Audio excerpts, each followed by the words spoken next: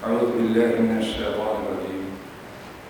قل إن كان آباؤكم وأبناؤكم وإخوانكم وأزواجكم وعشيرتكم وأموال اقترفتموها وتجارة تخشون كسادها ومساكن ترضونها أحب إليكم من الله ورسوله وجهاد في سبيله فتربصوا حتى يأتي الله بأمره والله لا يهدي القوم الفاسقين. وقال النبي صلى الله عليه وسلم: أفشوا السلام وأطعموا الطعام وصلوا الأرحام وصلوا والناس نيام تدخلوا الجنة بالسلام. أو كما قال النبي صلى الله عليه وسلم. میں بنگلہ دیش کے بارے میں مجھے بتایا گیا کہنے کے لیے آپ ذمہ داران شعبہ فاہمین آپ لوگوں کے سامنے کی نصیحت کی بات کرنے کا جو مجال مجھے ہے نہیں، لیکن ماحول وہاں کے جو ہے آپ لوگ جانتے ہیں کہ تین طرف ہمارا پڑوسی جو ہے وہ انڈیا ہے، بھارت ہے، اور ایک طرف ہے بے آف بنگال. یعنی سہارا کے لیے اگر کوئی کہیں ملک چھوڑ کر جانا چاہتے ہیں تو اس کو یا تو سمندر میں جانا ہے یا تو دشمن کے پیٹ میں جا کے. تو اسی ماحول ایسا ہونے کی وجہ سے ہو سکتا ہے کہ اللہ سبحانہ و تعالیٰ کی مدد وہاں پر زیادہ ہے.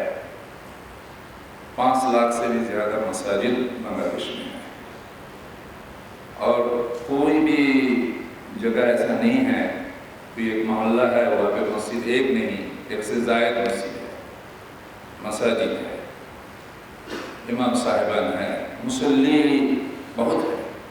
یعنی اوور فلو ہو جاتا ہے مسجد میں، وہاں کے دن راستے میں بھی لوگ کھڑے ہو جاتے ہیں.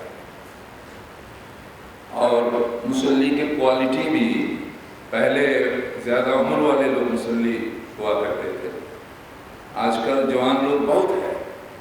یعنی اس کے بھیڑ میں وہ مجھ جیسے بڈھا آدمی کو تلاش کر کے دیکھنا پڑتا ہے کہ کہاں پہ ہے یہ. الحمدللہ بہت ایڈوانسمنٹ وہاں پہ ہے، ترقی ہے. اس کی وجہ یہ ہے کہ اللہ سبحانہ و تعالیٰ کی مدد وہاں کے مظلوم مسلمانوں پر ہے. کام وہاں کچھ ہو رہا ہے، جیسے کہ دعوت و تبلیغ کے سلسلہ میں اگر کہنا ہے تو یہ کام آج کل جو ہو رہا ہے وہ تو بہت ہی مشکل، رکاوٹ ہم لوگ اس مشاکل کو سامنے ہیں. انسپائٹ آف دیٹ لوگ کام کر رہے ہیں الحمدللہ، اور کام کا کوالٹی بھی الحمدللہ اچھا ہے. جیسے کہ وہاں آپ لوگ جانتے ہیں کہ پروگرام تو 4 ہے.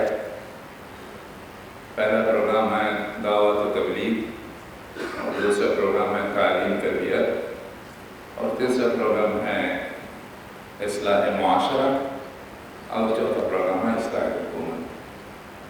تو بیکاز آف دی سرکمسٹانسز، ماحول کی وجہ سے وہاں کی یہ اصلاح حکومت والی کام زیادہ ہو گیا، اس لیے دعوتی کام میں کچھ نقص آ گیا، دعوتی کام میں کمزوری آ گئی.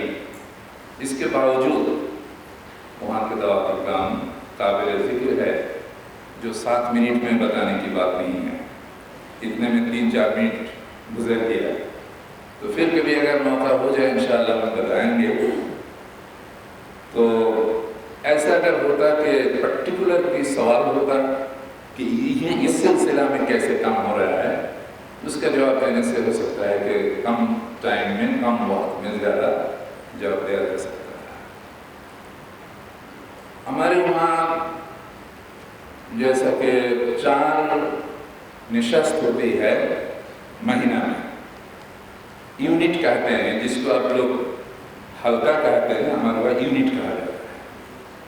یونٹ کا 4 نشست ہوتی ہے. ایک نشست ہوتی ہے عام دعوت کے لیے، یعنی لاسٹ جو اس میں بلایا جاتا ہے لوگوں کو، عام طور پر درس قرآن دیا جاتا ہے، سوال جواب کا بھی ایک پروگرام ہوتا ہے.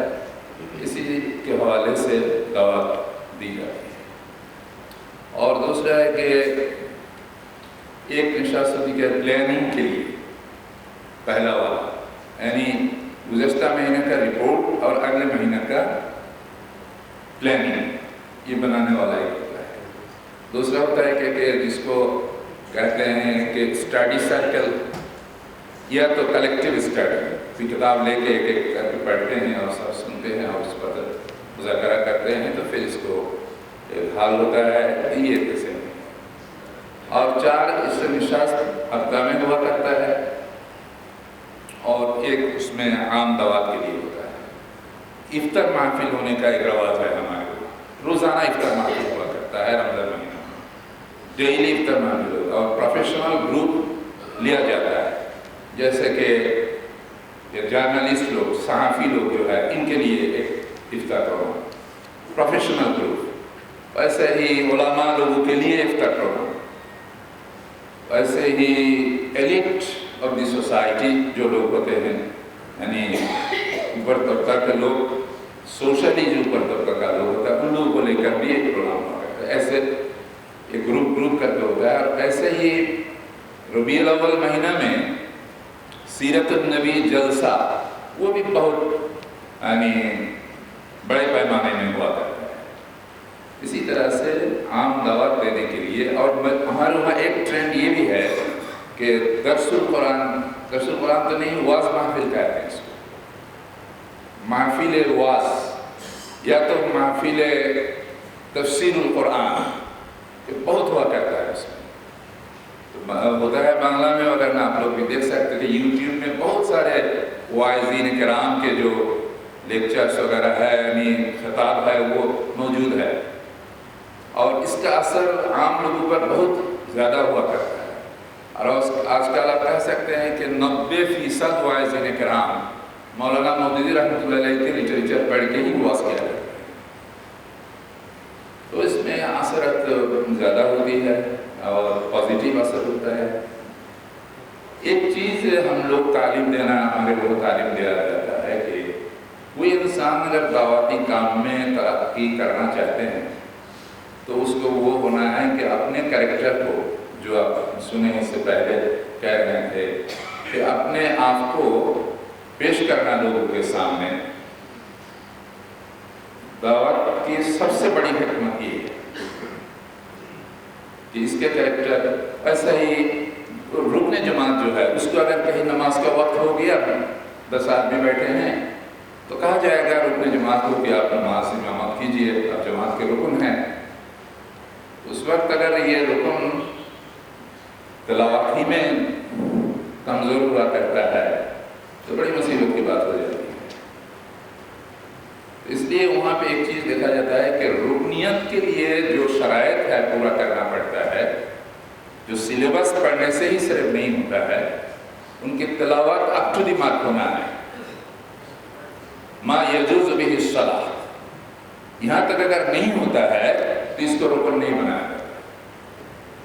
اگر کہیں اس کے بارے میں کہیں کمزوری ہوتی ہے تو ہو سکتا ہے کہ کسی گلی راستے سے کوئی بہت دور چلا گیا لیکن تلاوت غیر صحیح، ایسا ہونا نہیں چاہیے، یہ دیکھنا پڑتا ہے۔ یہ ساری چیزیں لوگ دیکھتے ہیں کہ جماعت اسلامی کے نام سے اگر آپ میدان میں ہوتے ہیں تو مولانا مودودی رحمۃ اللہ علیہ نے تو فرمائے ہیں کہ آپ کی طرف سرچ لائٹ کی طرح مارا جائے گا کہ آپ جو لوگوں کو دین کی طرف بلا رہے ہیں تو آپ کا کریکٹر کیسا ہے، تو دیکھتے ہیں۔ اس لیے ایک چیز یہ ہے۔ دوسری چیز یہ ہے کہ اگر ہم لوگ چاہتے ہیں کہ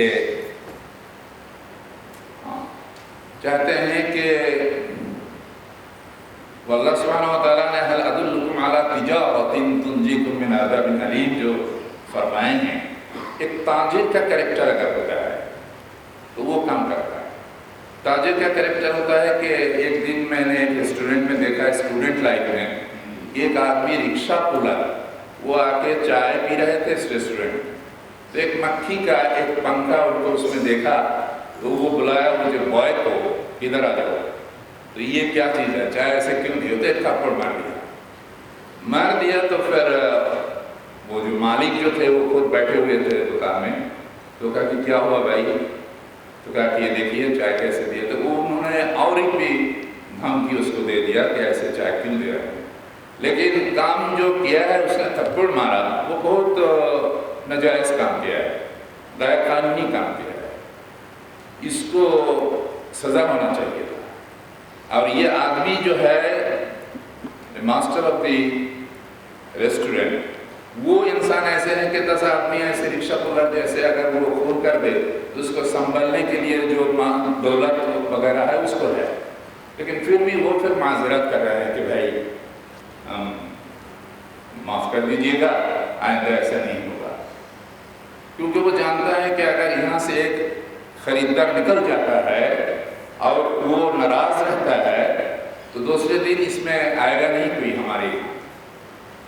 تاجر بہت صابر ہوتا ہے، اس لیے اپنی تجارت کے خاطر، تو جو دعوت اللہ کے کام جو لوگ کریں گے ان لوگوں کو بھی ویسا ہی صابر ہونا ہے، یہ تجارت کے خاطر۔ اگر یہ ہوتا ہے تو اس کو کہنے کی ضرورت نہیں ہوتی کہ دعوتی کام کیسے کیا جا سکتا، وہ خود جان لیتے ہیں، بوجھ سمجھ لیتے ہیں اور وہ کام کیا کرتے ہیں۔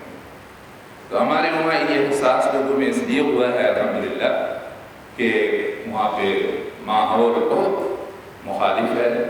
اللہ سبحانہ و تعالیٰ ہم لوگوں پر، آپ لوگوں پر وہ رحمت نازل فرمائے جس سے ہم لوگ، یہ تو ایک ہی جگہ ہے نا سب کانٹیننٹ، وہ تو پاکستان ہے، مشرقی پاکستان، تو یہاں پہ انشاءاللہ العزیز وہ دن بہت دور نہیں ہے جب ہم دیکھیں گے کہ یہ پورے بر صغیر میں غلبہ دین ہو گیا اور اسلامی حکومت قائم ہو کر رہے گی انشاءاللہ، اس میں کوئی شک نہیں ہے، صرف وقت کا معاملہ ہے۔ اللہ سبحانہ و تعالیٰ ہم سب کو مدد دے اور ہمارے یہ تمام جدوجہد کو کامیاب فرمائے۔ وآخر دعوانا الحمدللہ۔